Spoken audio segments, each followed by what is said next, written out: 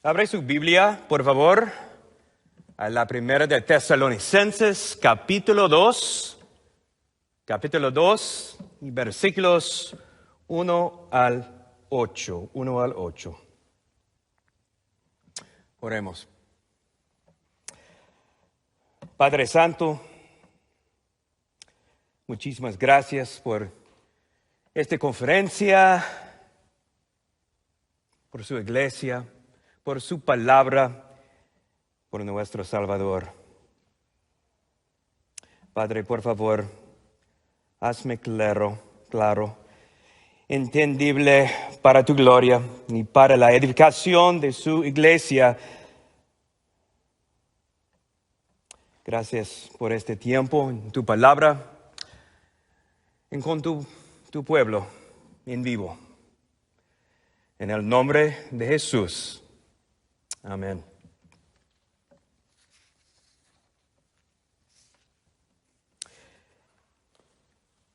Imagina que unos buenos amigos están a punto de tener un bebé y te piden consejo. Ahora, tú nunca has aparecido en la portada de la revista Mejores Padres del Año, pero has vivido el tiempo suficiente para transmitir un poco de sabiduría. ¿Tu consejo sonaría así?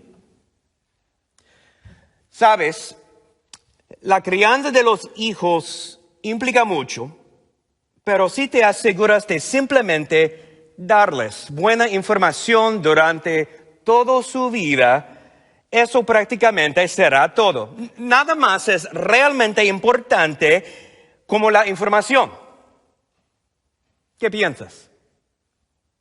¿Solo proporcionar te convertirá en un padre modelo y a ellos en unos niños obedientes? Por supuesto que no. Entonces, tal vez tu consejo debería sonar algo así. Básicamente, la clave para la crianza de los hijos es colmarlos de afecto continuo. Olvídense de cualquier tipo de instrucción, simplemente ámenlos y anímelos. Eso es lo que te convertirá en un gran padre. Pues, nadie con un sentido de la buena crianza estaría tan desequilibrado. El hecho es que los pequeños que Dios ha puesto en nuestro cuidado necesitan instrucción, pero no sin una relación íntima. Y si bien el afecto es absolutamente esencial, sin instrucción corremos el riesgo de simplemente afirmar su pecado. No, la crianza es un arte que debe equilibrarse con instrucción y afecto. Es dirección envuelta en relación. Como dice Efesios 4:15, es hablar la verdad en amor. Amén. Lo mismo ocurre con la crianza espiritual. Desafortunadamente, la iglesia de hoy es culpable de una visión desequilibrada al ayudar a las personas a crecer espiritualmente. Definimos el amor como una expresión de afecto sin ninguna dirección o respaldamos el camión de carga teológico y lo llamamos discipulado. El hecho es que ambos son necesarios para hacer discípulos. Considere cómo incluso nuestros conceptos de discipulado fallan. Escucha estas declaraciones modernas. Número 1, el discipulado es un cristianismo realmente comprometido en el que le enseñas teología a alguien. O la consejería es donde un profesional autorizado ayuda a solucionar los problemas emocionales de alguien. ¿Pastorear? Bueno, no tengo ninguna oveja, no tengo ni idea de lo que eso significa, pero probablemente eso es algo que hace el predicador e implica una visita al hospital de vez en cuando. Bíblicamente, todos estos términos, discipulado, consejería y pastoreo, se usan indistintamente para describir lo que la Gran Comisión manda a todos los cristianos a hacer con nuestras vidas. Ser padres espirituales. A menos que seas un nuevo creyente, te han dejado aquí para ayudar a otros a llegar a conocer a Jesucristo y a llegar a ser como Él. Eso es discipulado o claramente expresado como paternidad espiritual. Todos estamos llamados no solo a enseñarnos la Biblia unos a otros, sino a envolver esa instrucción en relación. Veamos 1 de Tesalonicenses, capítulo 2, y veamos a Pablo vivir este concepto. Versículo 1, Pablo dice: porque ustedes mismos saben, hermanos, que nuestra visita a ustedes no fue en vano, sino que después de haber sufrido y sido maltratados en Filipos, como saben, tuvimos el valor, confiados en nuestro Dios, de hablarles el Evangelio de Dios en medio de mucha oposición. Pues nuestra exhortación no procede de error, ni de impureza, ni es con engaño, sino que así como hemos sido aprobados por Dios para que hacemos confiar el Evangelio, así hablamos, no como agradando a los hombres, sino a Dios que examina nuestros corazones. Porque, como saben, nunca fuimos a ustedes con palabras lisonjeras, ni con pretexto para sacar provecho. Dios es testigo. Tampoco buscamos gloria de los hombres, ni de ustedes, ni de otros, aunque como apóstoles de Cristo hubiéramos podido imponer nuestra autoridad. Más bien demostramos ser benignos entre ustedes, mire, como una madre que creía con ternura a sus propios hijos. Y aquí está el verso que lo une todo. Versículo 8. Teniendo así un gran afecto por ustedes, nos hemos complacido en impartirles no solo el Evangelio de Dios, sino también nuestras propias vidas, pues llegaron a ser muy amados para nosotros. Impartir.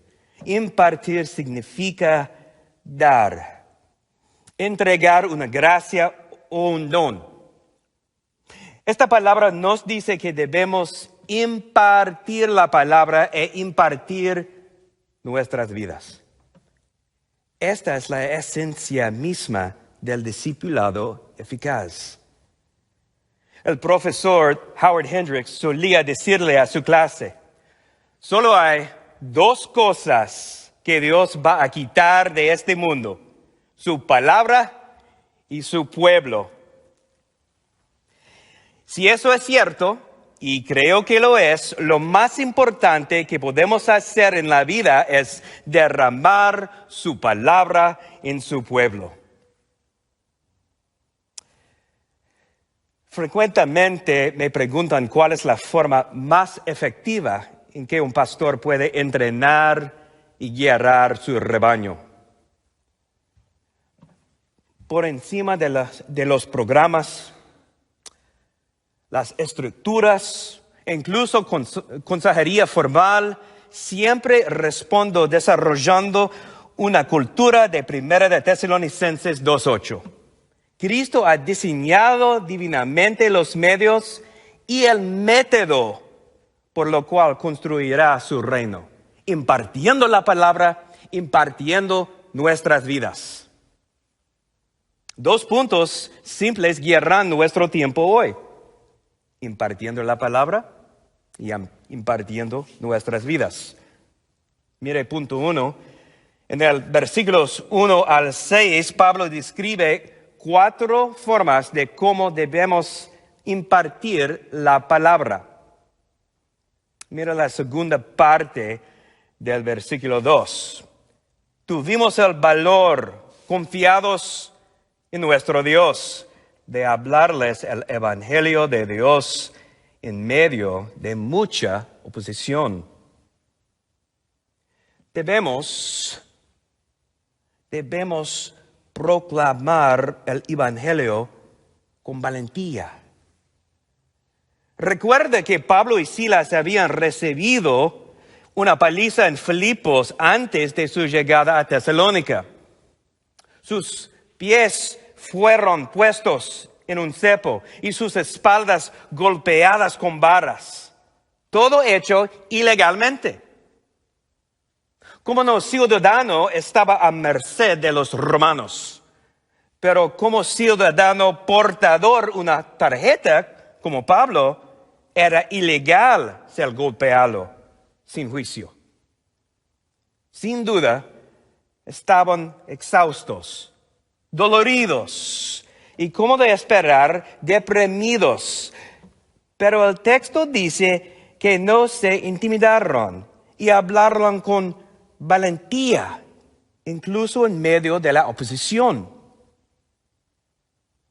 Después de predicar de 3 semanas en Tesalónica, los judíos pagaron a hombres malvados para que enseñaran un motín y finalmente llevaron sus hermanos ante las autoridades y obligaron a Pablo y Silas a abandonar la ciudad. Los lectores del primer siglo conocían esta palabra oposición. Es un término atlético que significa lucha. La palabra es agón, de donde obtenemos nuestra palabra agonía. Nadie con motivos ocultos había continuado proclamando valientemente con este tipo de aflicciones. ¿No está vergüenza proclamarlo con valentía, especialmente cuando es contrario a la cultura? ¿Te disculpas por ello o quizás intentas suavizar la verdad? ¿Minimizas la palabra, especialmente cuando se trata de temas de sexualidad o santidad? Si es así, debes preguntarte, ¿de verdad creo en este libro? ¿De verdad creo en este libro? Si es así, necesitas proclamarlo con confianza como un embajador del rey. No siempre fácil es valiente, especialmente cuando nuestra cultura tiene un moral diferente. Por ejemplo, ¿qué dice la palabra acerca de hacer de la adoración dominical una prioridad? Hebreos 10:25 es claro acerca de no dejando de congregarnos. La versión en inglés dice, no abandones la asamblea. Ahora bien, ¿cómo discipula un hombre a su hijo quien es un gran jugador de fútbol y sus juegos están programados para el domingo por la mañana? Por mucho que pueda afectar la relación, he tenido que explicar que la práctica de fútbol, el tiempo en familia o incluso el trabajo no pueden suplantar la prioridad de la reunión. Eso puede significar que su hijo no podrá jugar en un equipo selecto o que tal vez tengan que buscar otro tipo de trabajo. Pero este evangelio vivo es digno. Y por cierto, lo he aplicado yo mismo con un hijo atleta.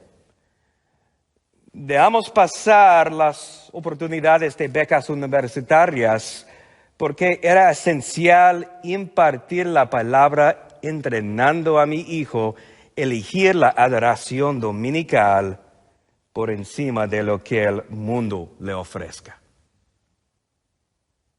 ¿Cómo esperaría que eligiera a Cristo a su iglesia como adulto si le enseña lo contrario cuando era niño?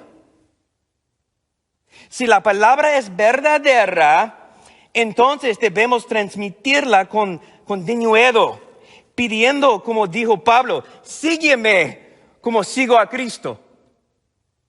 Si nos estamos dispuestos a conversar sobre la importancia del evangelio, nos avergonzamos de la palabra y lo que llamamos discipulado está enémico. El versículo 4 dice que se nos ha confiado el evangelio. Esa palabra confiado da la imagen un mayordomo. Somos mayordomos de la palabra, ¿no? Un autor nos describe como carteros. Nuestro trabajo es entregar el correo del rey. No escribimos las cartas, nosotros les entregamos. También impartimos la palabra exhortando correctamente, versículo 3. Pues nuestra exhortación no procede de error. Literalmente significa acercarse y hablar. También es la misma palabra para aliento. Cuando hablamos la palabra junto a alguien, los ayudamos a crecer.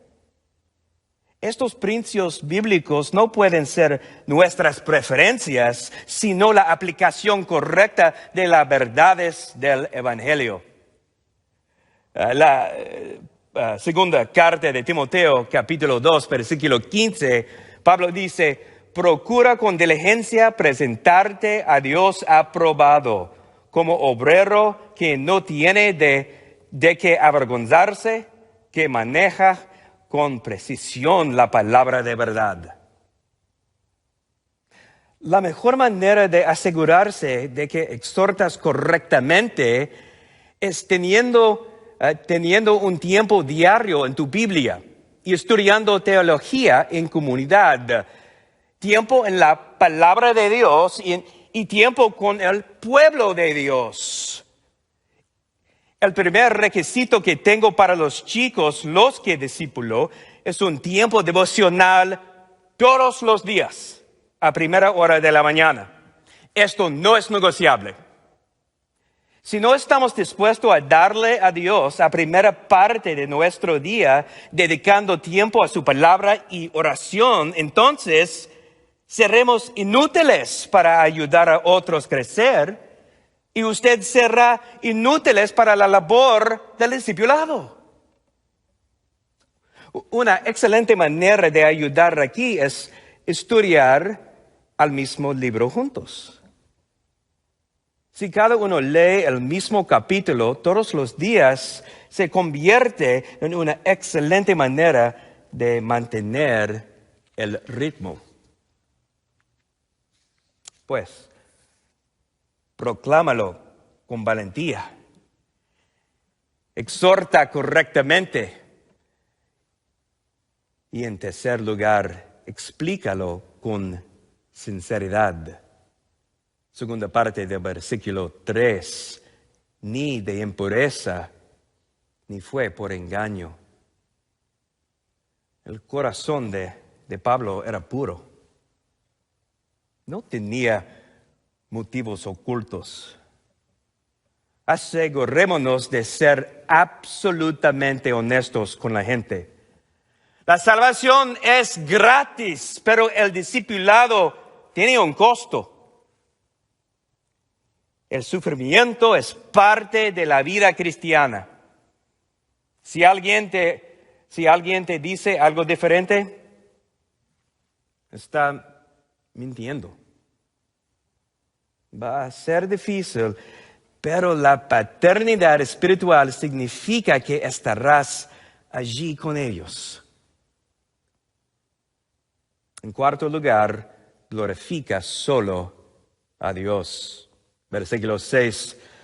Tampoco buscamos gloria de los hombres, ni de ustedes, ni de otros, aunque como apóstoles de Cristo hubiéramos podido imponer nuestra autoridad. Prepararte para lo siguiente. El discipulado práctico es un camino difícil. Lo más probable que 2 de cada 3 padres espirituales dejen de hacerlo con el tiempo. No te desanimes. Somos sembradores de semillas. Solo Dios cambia el corazón. Pero aquel que sigue creciendo contigo, algún día se convierta en un padre espiritual. Personalmente, no menos de 50 hombres me abandonaron durante los últimos 15 años. Si hubiera estado esto por mí mismo, habría renunciado o hubiera sido despedido hace mucho tiempo. Pero la docena, más o menos, que han mantenido el rumbo, ahora sirven como ancianos, diáconos, pastores y plantadores de iglesias. No te desanimes. Sigue sembrado la palabra de Dios con valentía, corrección, sinceridad, para la gloria de Dios. A quien quiera escuchar y esperar que eche raíces, Dios no tiene un plan B. Impartir la palabra debe ser la base. Pero, ¿es impartir la palabra lo único que se necesita para ser padres espirituales? ¿Podemos decir que estamos cumpliendo con la gran comisión si tan solo impartimos la palabra? No. Eso es solo la mitad. Mira nuestro segundo punto. Impartiendo nuestras vidas. Versículo 7.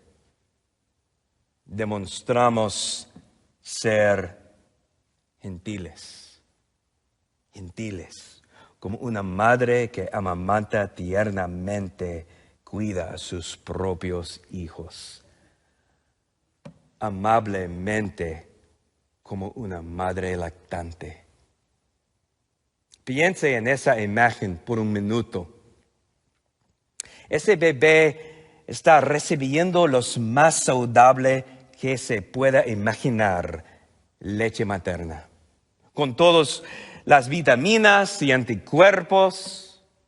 Recuerde la primera carta de Pedro, capítulo 2, versículo 2, como recién nacidos anhelen la leche pura de la palabra para que por ella crezcan para la salvación.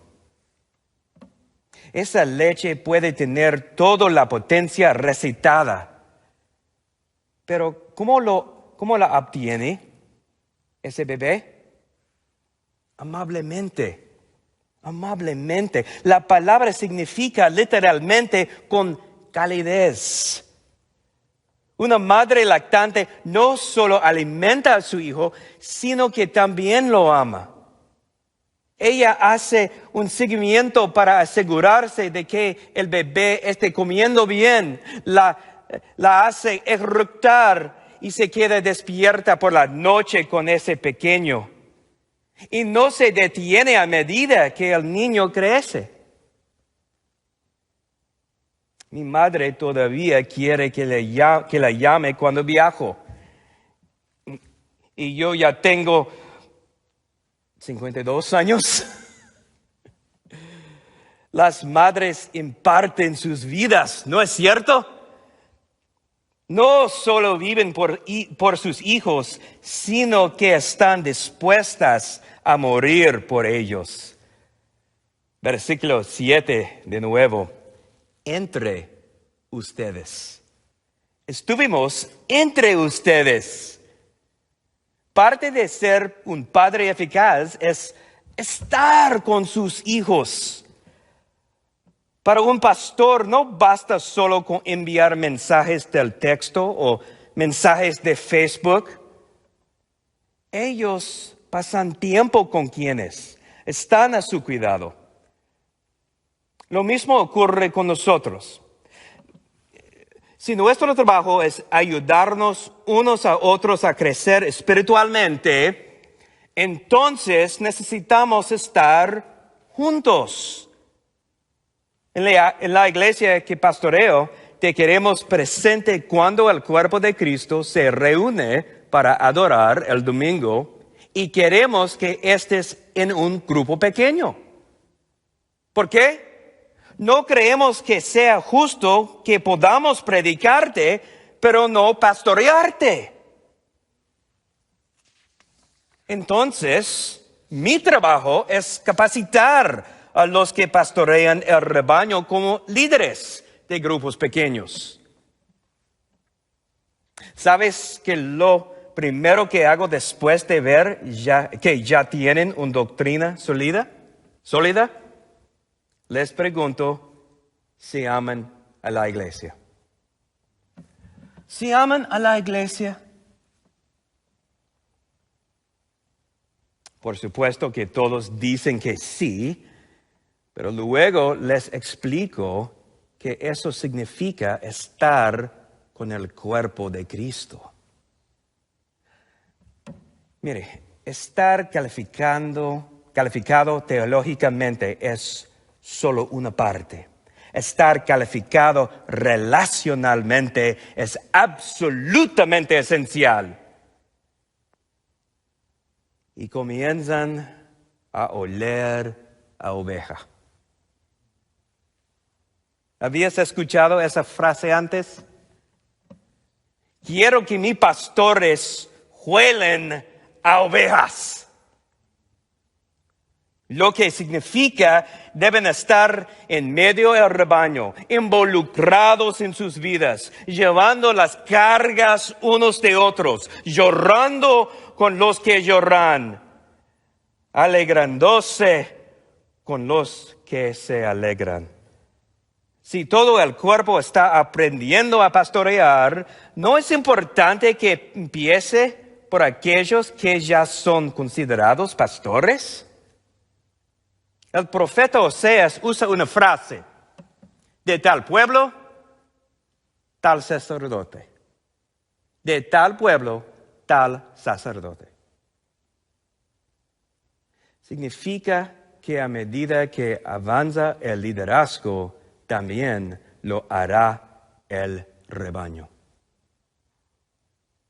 Si quiero que todos en el rebaño pastoreen, entonces tenemos que hacer un mejor trabajo al modelarlo. Hebreos 13:17 dice que nuestros ancianos darán cuenta como los que velan por vuestras almas. Versículo 8. Teniendo tan grande afecto por ustedes. Teniendo tan grande afecto por ustedes. Pablo era afectuoso, ¿no? El afecto es desarrollar y manifestar nuestro amor por los demás. Pero, Pastor Rodney, yo no soy un tipo cariñoso. Está bien. Tener afecto es simplemente la forma en que expresamos nuestro amor mutuo. Estar disponibles para los demás. Ser accesibles, amables, un par de manos y palabras de aliento. La frase significa conectar un mismo con otro. Conectar un mismo con otro. Los arqueólogos lo han encontrado inscrito en tumbas, escritas por padres que anhelan estar con su hijo que murió prematuramente. Mira a Pablo unirlo todo en el versículo 8. Nos complació mucho impartir no solo el Evangelio de Dios, sino también impartir nuestras propias vidas. Literalmente, nuestras mismas almas. Algunos dicen que el discipulado es simplemente tomar una taza de café con otro creyente. Si bien esto es importante, esto no es discipulado, es amistad. Otros dicen que es simplemente instruir a alguien con la Biblia. Si bien esto también es esencial, esto es solo educación, no solo discipulado. El discipulado está en el versículo 8. Discipulado es impartir no solo el Evangelio de Dios, sino también nuestras propias vidas. Es la palabra de Dios en relación. Y en caso de que piense que la paternidad espiritual es solo como una madre que cuida tiernamente a sus hijos, observe la conexión del Padre en el versículo 11. Saben también que a cada uno de ustedes los hemos tratado como trata un padre a sus propios hijos. Los hemos animado, consolado y exhortado a llevar una vida digna de Dios, que los llama a su reino, a su gloria. Pablo da la razón en el versículo 8, porque te has vuelto muy querido para nosotros, muy querido para nosotros. Esto es lo que somos. Sabrán que somos cristianos por nuestro amor mutuo.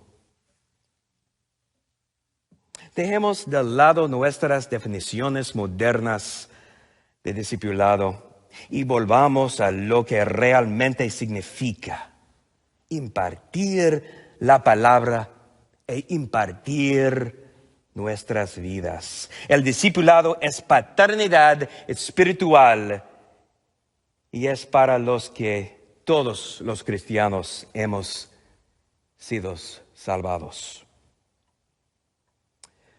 No dejes pasar el día de hoy sin comprometerte a cumplir la misma razón por la que Dios te dejó en esta tierra. Empieza por comprometerte con una iglesia saludable. Haz vida con ellos. Luego, busca la persona fiel en esa iglesia que esté delante de ti en la fe y pídele que te discipule. Pídele que te enseñe la palabra de Dios y se preocupe por tu alma. Míralos, aprende de ellos y en un futuro no muy lejano, toma lo que has aprendido y enseña y cuida de otro.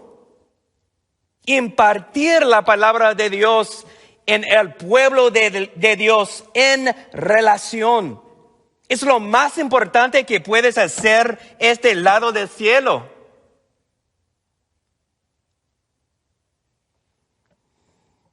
He estado discipulando a hombres durante los últimos 30 años. Primero como empresario y ahora como pastor. Les prometo que incluso con el dolor de la decepción, es el mayor gozo ver a otros crecer en Cristo. No me gustaría pasar mi vida de otra manera. Dejemos de llenar nuestro tiempo con cosas que no duran. Hagamos discípulos impartiendo la palabra e impartiendo nuestras vidas.